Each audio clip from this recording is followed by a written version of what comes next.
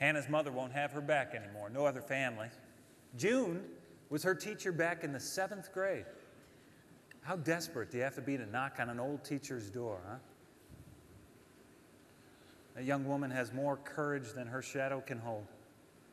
Well, she stayed with June for a couple of days, but June's got a father with Alzheimer's. It's getting serious. He cornered young Hannah last week. She was brushing her teeth.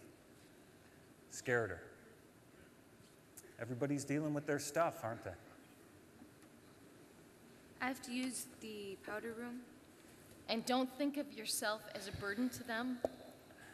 They wanted to do this. They stood right up and said so. There wasn't any arm twisting.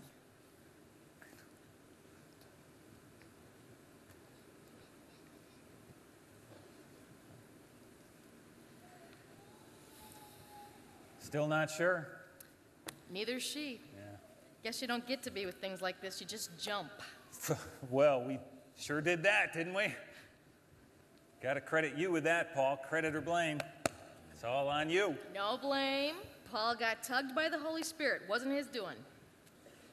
She's going to be okay out here with a couple over-the-hill bachelors? She's going to bring a little sunshine into this old place. You watch.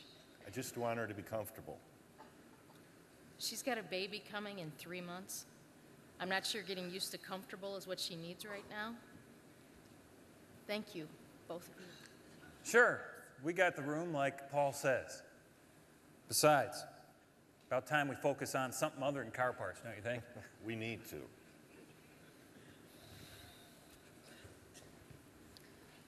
So now, cat's out of the bag.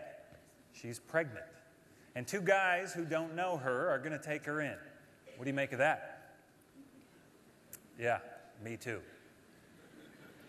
But for a second, go beyond what's appropriate. I mean, that's what Paul did. Go to the fact that here's a person with so little who's carrying so much. And here's a couple of people with more than enough and too little to care about. You know, you don't hear much about this sort of thing. I didn't.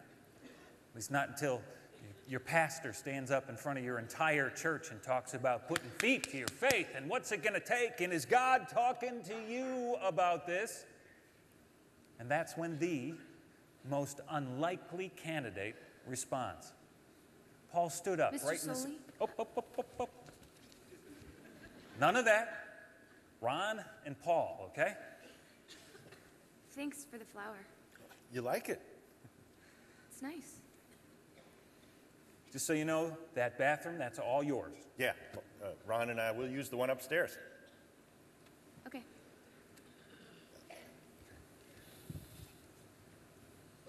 Paul stood up right in the service and said, "I will, Pastor." Had everybody in the church turn around and look. Jack Barons was sitting in front of me, whispered to me to shut my mouth, which was hanging open. See, Paul's not like that. He doesn't care for people all that much, to be frank. And a 15-year-old girl, whoo, people are going to wonder.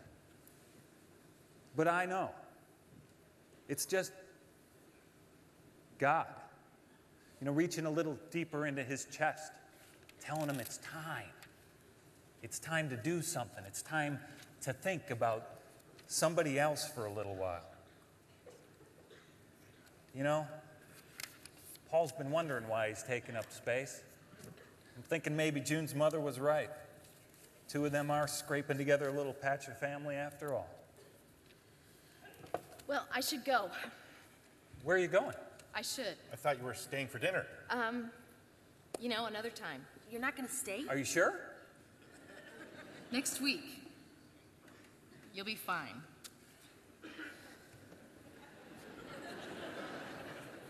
You'll be fine.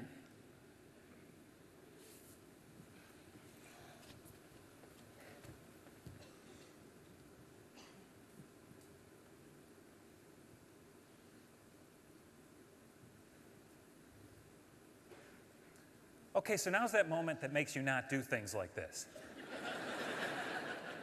Is God really calling us to this? I mean, can't he find a woman to take care of our Hannah? A mother that lets her back in. A classmate's house that she can stay at. No. Sometimes God uses radical ways to accomplish his work. A prostitute cleaning dust from between Jesus' toes. A famished widow feeding a flake of a man. An army fighting a battle by walking in a circle. See, God is not bound by society's standards or common sense. Not ours today, not 1,000 years ago.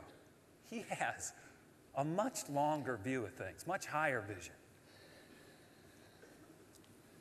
Appropriateness gives way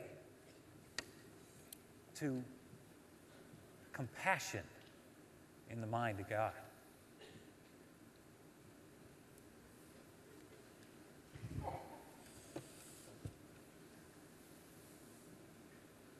So how you feel about ham and sweet potatoes? Sounds good. I'm hungry. Well, we can't have that, can we, Paul? No, sir. Can't have that.